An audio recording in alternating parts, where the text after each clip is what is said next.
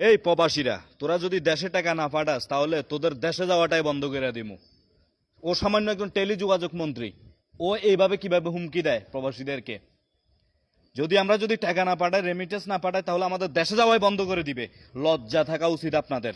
আমি কথা বলি, আমার কথা তো আপনাদের কানে যায় না। আমি যদি বলি ভিডিওর সাথে শেয়ার করেন, ভিডিও ডুয়েট করেন, আমি একলাই যথেষ্ট। আপনারা জাস্ট আমাকে সাপোর্ট করবেন। ফলকের মতো ওই কুলাঙ্গারকে শায়েস্তা করার জন্য আমি এসএস সাগর একলাই যথেষ্ট। ও ফেসবুক বন্ধ করে দেওয়ার ওকে। ফেসবুক ওর বাবা জন্ম দিছে।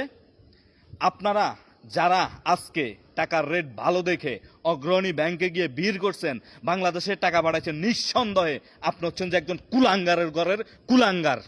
ছি, লজ্জা থাকা দরকার আপনাদের মতো মানুষের, যারা কিনা সামান্য টাকার দাম বেশি দেখে আপনারা ব্যাংকে যায় ভিড় করে আপনারা আজকে টাকা পাঠাইছেন। শহীদদের সাথে, রক্তের সাথে আপনারা বেইমানি করছেন, মনে রাখবেন আপনাদেরকেও বিচারের